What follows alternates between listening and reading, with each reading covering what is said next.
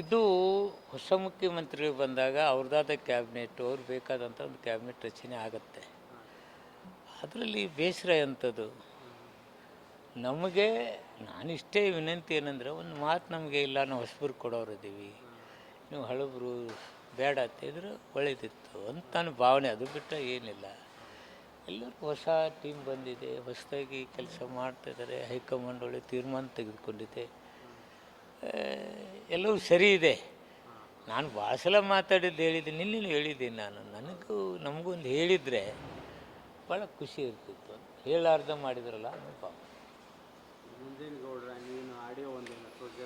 ನಾನೇನು ಮಾತಾಡಿಲ್ಲ, ನೀವು ಆಡಿಯೋ ಕೇಳಿದ್ದೀರಲ್ಲ, ನಾನೇನು ಮಾತಾಡಿದ್ದೆ ಏನಿಲ್ಲಲ್ಲ. ಅವರೇನು ನಂಜನಮಠ ಅವ್ರು ಮಾತಾಡಿದ್ದು ನೀವು ನೋಡಿದ್ದೀರಿ, ನೀವು ಕೇಳಿದ್ರಿ ಅಂತ ತಿಳ್ಕೊತೀನಿ. ನಾನೇನು ಮಾತಾಡಿಲ್ಲ. ನಾನು ಫಸ್ಟು ಪಕ್ಷದ ಶಿಸ್ತಿನ ಸಿಪಾಯಿ. ಪಕ್ಷ ಅದರಾಗ ಹೈಕಮಾಂಡ್ ಆಗಲಿ ನಮ್ಮ ನಾಯಕರಾಗಲಿ ಹೇಳಿದರೆ ಅದು ನಾನು ವಿರೋಧ ಮಾತನಾಡ್ತಕ್ಕಂಥ ವ್ಯಕ್ತಿ ಅಲ್ಲ, ಪಕ್ಷದ ಇಮೇಜಿಗೆ ಧಕ್ಕೆ ತರ್ತಕ್ಕಂಥ ವ್ಯಕ್ತಿ ನಾನಲ್ಲ. ನಾನು ಅಂಥದ್ದೇನು ಮಾತಾಡೇ ಇಲ್ಲಲ್ಲ, ನೀವು ನೋಡಿದ್ದೀರಿ. ನಾನೇನು ಮಾತಾಡಿದ್ದೀನ? ಸುಖ ಸುಮ್ಮನೆ ನನ್ನ ಹೆಸರು ಹೇಳ್ತಾರಬಾರ್ದು. It's not good also. ಯಾರು ಮಾತಾಡಿದ್ದಾರೆ ಏನಿದ್ದಾರೆ ಅಂತ ತಾವು ನೋಡಿದ್ದೀರಿ. ನಾನೇನು ಮಾತಾಡಿದ್ದೀನಿ ಆ ವಿಷಯದಲ್ಲಿ? ಯಾರು ಹೈಕಮಾಂಡ್ ಬಗ್ಗೆ ನಾನು ಕೆಟ್ಟದಾಗಿ ಮಾತಾಡಿದ್ದೀನ? ಇಲ್ಲಲ್ಲ. ಸತ್ಯ ಅದು ಯಾರು ಹೇಳಿದ್ದಾರೆ? ನಾನು ಹೇಳಿದ್ದೀನ?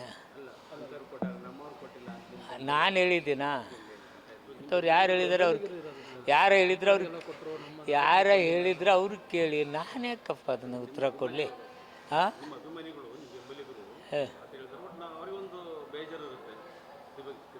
ಸಹಜ ಇರುತ್ತಲ್ಲ. ಒಬ್ಬ ನಮ್ಮ ಅಭಿಮಾನಿಗಳು ನಮ್ಮ ಜೊತೆ ಇದ್ದವ್ರಿಗೂ ನಮ್ಮ ಸಾಹೇಬ ಮಂತ್ರಿ ಇರಬೇಕು. ಡೆವಲಪ್ಮೆಂಟ್ ವರ್ಕ್ ಆಗ್ತಿದ್ದವು, ಜಿಲ್ಲೆಯಲ್ಲಿ ಆಗ್ತಿದ್ದವು, ಕ್ಷೇತ್ರದಲ್ಲಿ ಆಗ್ತಿದ್ದವು. ನಾವಿದ್ದಾಗ ಕೆಲವು ಆಲ್ಮಟ್ಟಿ ಇದು ಡಿಸಿಷನ್ ತೆಗೆದುಕೊಂಡು 40 ಲಕ್ಷ ಇರಿಗೇಷನ್ಗೆ, ಒಣ ಬೇಸಾಯಿಗೆ 30 ಲಕ್ಷ, ಮತ್ತು ರನ್ ಫ್ಯಾಕ್ಟ್ರಿ ಬಂದು ಬಿದ್ದದ್ದು ನಾವು ಪ್ರಾರಂಭ ಮಾಡಿದ್ದು. ಇದೆಲ್ಲವೂ ಆ ಭಾಗದ ರೈತರ ಭಾವನೆಗಳಲ್ಲಿದ್ದಾವೆ. ಆದ್ದರಿಂದ ಸಹಜವಾಗಿ ಇಲ್ಲಿದ್ದರೆ ಇನ್ನೂ ಅಭಿವೃದ್ಧಿ ಆಗ್ತಿದ್ದು ಹೊತ್ತಿದೆ. ಈಗ ಹೆಂಗೆ ಬಂದಿದ್ದಾನೆ ಅವನು ಮಾಡ್ಬೋದಲ್ಲ. ಬಟ್ ಸಹಜವಾಗಿ ನನ್ನ ಜೊತೆ ಇರ್ತಕ್ಕಂಥವ್ರಿಗೆ ನೋವು ಇದ್ದೇ ಇರುತ್ತೆ.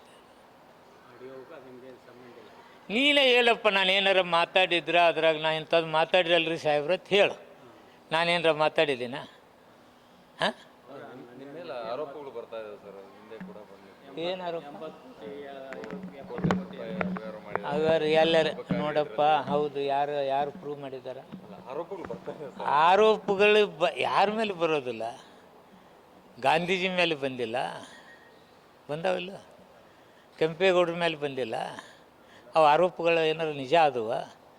ಸುಖ ಸುಮ್ಮನೆ ಈಗ ನೋಡಿ, ನಾನೇನು ಮಾತಾಡಲಿಲ್ಲ.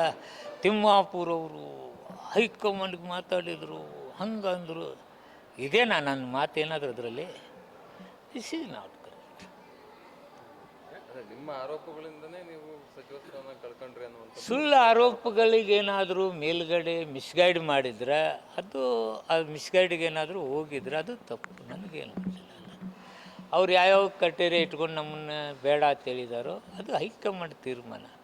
ಹೈಕಮಾಂಡ್ ತೀರ್ಮಾನಕ್ಕೆ ನಮ್ಮ ಸಿದ್ದರಾಮಯ್ಯ ಸಾಹೇಬರು ಒಪ್ಕೋತಾರೆ, ತಿಮ್ಮಾಪುರ ಯಾವ ಲೆಕ್ಕ? ನಾವೆಲ್ಲದರೂ ಫಸ್ಟ್ ಅದನ್ನೇ ಹೇಳಿದ್ನಲ್ಲ, ನಾನು ಶಿಸ್ತಿನ ಸಿಪಾಯಿ. ನನ್ನ ಪಕ್ಷಕ್ಕೆ ಯಾವುದೇ ಧಕ್ಕೆ ತರಲಾರದ ರೀತಿಯಲ್ಲಿ ನಡೀತಕ್ಕಂಥ ವ್ಯಕ್ತಿ. ಆ ನಂತರ ಮಂತ್ರಿಗಿರಿ, MLA ಗಿರಿ. ಹೈಕಮಾಂಡದವ್ರು ಒಳ್ಳೆಯ ತೀರ್ಮಾನ ತೆಗೆದುಕೊಂಡಿದ್ದಾರಂತೆ ಭಾವನೆ. ಇದೆಲ್ಲ ಇದ್ದೇ ಇರುತ್ತೆ ರಾಜಕಾರಣದಲ್ಲಿ. ನಾನು ಅವ್ರು ಯಾರು ಮಾಡಿದರು, ಇವ್ರು ಯಾರು ಮಾಡಿದರು. ಸಹಜವಾಗಿ ಒಬ್ಬ ಬೆಳೀತಕ್ಕಂಥ ವ್ಯಕ್ತಿಯನ್ನು ಚಿವುಟ್ ಹಾಕಬೇಕು ಅನ್ನೋದು ರಾಜಕಾರಣ. ಇದು ಪೊಲಿಟಿಕ್ಸ್ ಈಸ್ ಪವರ್ ಗೇಮ್.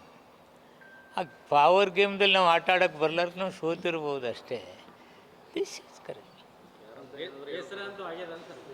ಯಾರಿಗಾಗಲ್ಲ ರೀ. ನಾನು ಒಳ್ಳೆಯ ಕೆಲಸ ಮಾಡಿದ್ದೇನೆ. ಡಿಪಾರ್ಟ್ಮೆಂಟದಲ್ಲಿ ನಾನು ರೆವಿನ್ಯೂ ಹೆಚ್ಚು ಮಾಡಿದ್ದೇನೆ. 40,000 ಕೋಟಿ ರೂಪಾಯಿ ಮಾಡಿದ್ದೇನೆ.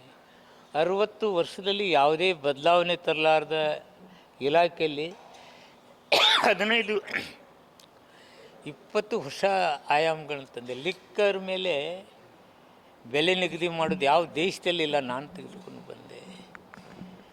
ಇದು ವರ್ಗಾವಣೆಯಲ್ಲಿ ಏನೇನು ಸುಖ ಸುಮ್ಮನೆ ಇದು ಬರ್ತಿತ್ತು ಅದನ್ನು ತೆಗೆದು ಹಾಕಿದೆ.